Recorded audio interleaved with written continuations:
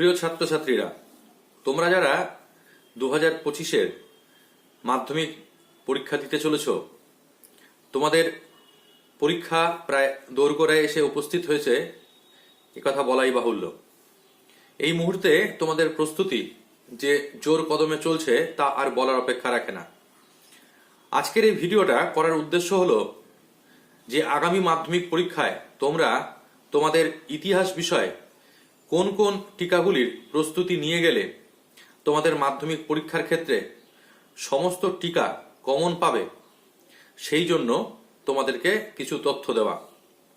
তবে ভিডিওটার শুরুতেই একথা বলে দেওয়া দরকার যে অনেকেই হয়তো এইভাবে বেশ কিছু ভিডিও বানাচ্ছে যেখানে তারা বলছে যে মাত্র 6টি বা 8টি টিকা পড়লে পরেই তোমরা মাধ্যমিকে কমন পেয়ে যাবে। আমি বলবো যে সেই ধরনের প্রতারণামূলক কথাবার্তার না পা দেওয়াটাই ভালো।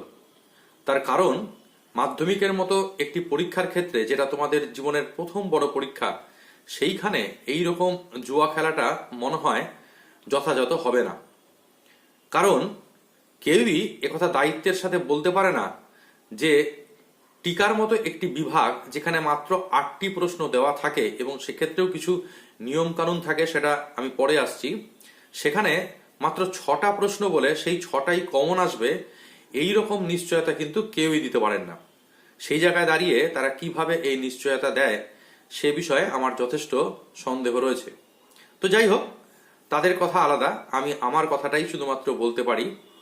আজকের এই ভিডিওতে আমি তোমাদেরকে বেশ কিছু ইতিহাসের টিকা বলবো, গুরুত্বপূর্ণ, যেগুলো আমার মনে হয় যে টিকাগুলো করে গেলে পরে তোমরা অন্তত মাধ্যমিক পরীক্ষায় তোমাদের এই বিভাগটিতে যে সবকটি প্রশ্ন কমন পাবে, একথা মোটামুটি নিশ্চিতভাবে বলা যায়।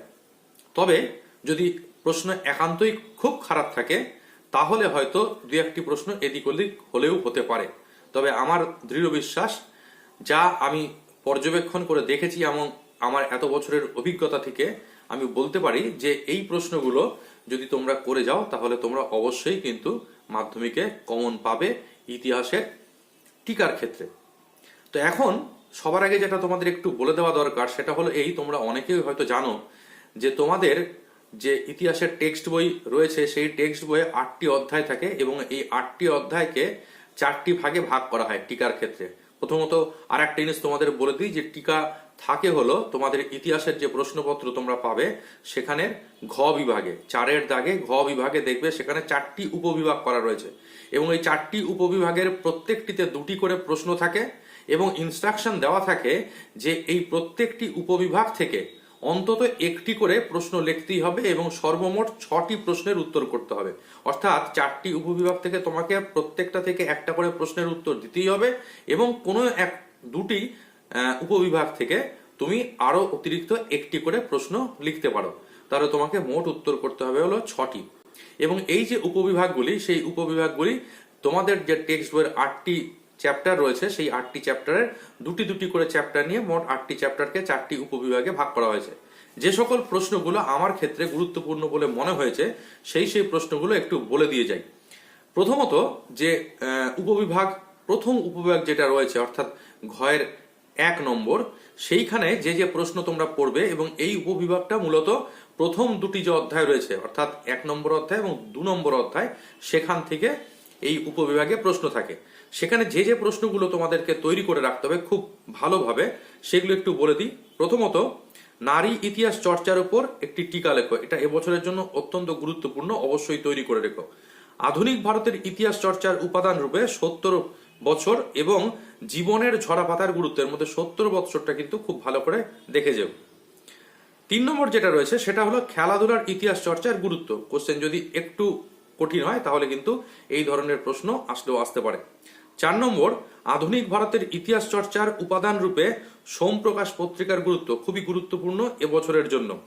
5 নম্বর, হুতুম প্যাঁচার নকশায় সমকালীন সমাজ ও সংস্কৃতির যে ছবি ফুটে উঠেছে তা লিখো।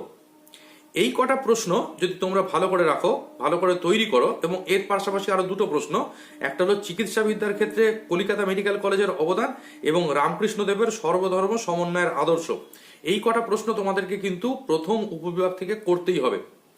এছাড়া যদি কোশ্চেন ঘুরিয়ে আসে বা কঠিন হয় তাহলে আরো দুটো প্রশ্ন এক্ষেত্রে দেখে রাখা ভালো। অর্থাৎ যারা চাইবে যে আমি কোনোভাবেই ঝুঁকি নেব না এবং আমি সমস্ত কটা প্রশ্ন করেই আসবো আমার পরীক্ষার হল থেকে, তারা এই দুটো প্রশ্নও দেখে রাখতে পারো। একটা হলো নারী শিক্ষা প্রসারে বিদ্যাসাগরের ভূমিকা, আর একটা হলো উডের ডেসপ্যাচ। এই কটা প্রশ্নের সব কটা যদি তোমরা নিজেরা করে যাও তাহলে আমি এইটুকুনি তোমাদের নিশ্চয়তা দিতে পারি যে প্রথম উপবিভাগ থেকে কোনো প্রশ্ন তোমাদের বাদ দেবে না, এবং সেক্ষেত্রে তোমরা একটার জায়গায় দুটো প্রশ্নের উত্তরও করতে পারবে। যদিও তোমাদের একটা করে করলেই হতো, কিন্তু তোমাদের তো যে কোনো দুটো উপবিভাগ থেকে অতিরিক্ত একটা করে করতে হবে। কাজে সেক্ষেত্রে এই কটা প্রশ্ন যদি তোমরা দেখে রাখো তাহলে এই উপবিভাগ থেকে দুটো প্রশ্নের উত্তর তোমরা খুব সহজেই করতে পারবে। এবার চলে আসি দ্বিতীয় উপবিভাগের ক্ষেত্রে। সেখানে যে যে প্রশ্নগুলো তোমরা উত্তর দেখে যাবে সেগুলো হলো, প্রথমত সাঁওতাল বিদ্রোহের কারণ, খুবই গুরুত্বপূর্ণ এবছরের জন্য। দ্বিতীয় যেটা রয়েছে সেটা হলো নীল বিদ্রোহে বুদ্ধিজীবী সম্প্রদায়ের ভূমিকা। তৃতীয়তে রয়েছে মহাবিদ্রোহের প্রতি শিক্ষিত মধ্যবিত্ত বাঙালি সমাজের মনোভাব। এই দুটো প্রশ্নের মধ্যে থেকে কিন্তু একটা প্রশ্ন অবশ্যই এবছরের জন্য আসছে, ধরে রাখা যায়।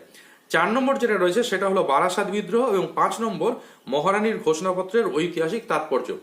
এই পাঁচটা প্রশ্নের মধ্যে প্রথম যে 3টে প্রশ্ন বলেছি, সাঁওতাল বিদ্রোহের কারণ, নীল বিদ্রোহে বুদ্ধিজীবী সম্প্রদায়ের ভূমিকা এবং মহাবিদ্রোহের প্রতি শিক্ষিত মধ্যবিত্ত বাঙালি সমাজের মনোভাব, এই 3টে কিন্তু অবশ্যই দেখে যাবে। এই 3টের মধ্যে থেকে দুটো প্রশ্ন বা একটা প্রশ্ন অবশ্যই কমন পাবে। যদি তোমাদের প্রশ্ন ভালো হয় তাহলে 3টের মধ্যে দুটো প্রশ্ন আসার সম্ভাবনা খুব বেশি। আর যদি কোশ্চেনটা একটু তুলনামূলক কঠিন হয় তাহলে সেক্ষেত্রে বারাসাত বিদ্রোহ এবং মহারানীর ঘোষণাপত্রের ঐতিহাসিক তাৎপর্যও আসতে পারে।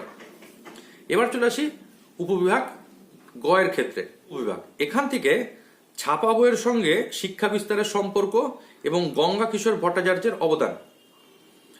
2 নম্বর হলো বাংলার মুদ্রণ শিল্পের উন্নয়নে ইউরাই অ্যান্ড সন্সের ভূমিকা। 3 নম্বর আধুনিক বিজ্ঞান চর্চায় কলিকাতা বিজ্ঞান কলেজের ভূমিকা।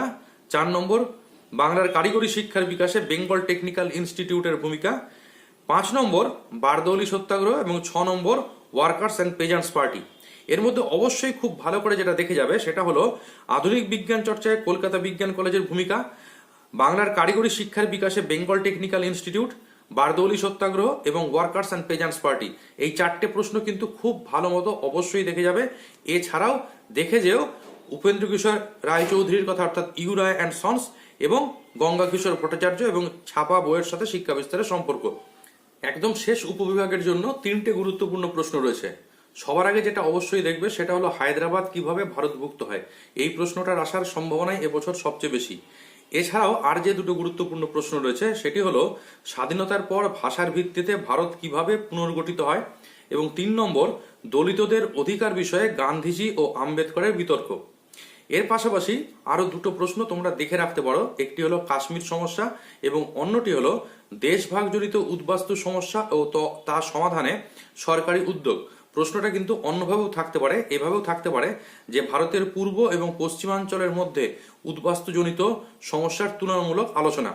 তো এই হলো তোমাদের যে ঘ বিভাগ রয়েছে বা 4-এর দাগের যে প্রশ্নগুলি রয়েছে, যেখানে টিকা লিখতে হয় 4 মার্কসের 6টা টিকা, তার সাজেশন। যে যে প্রশ্নগুলি আমি বলেছি সেই প্রশ্নগুলো অবশ্যই খুব ভালোভাবে অভ্যাস করো এই কয়েকদিনের মধ্যে।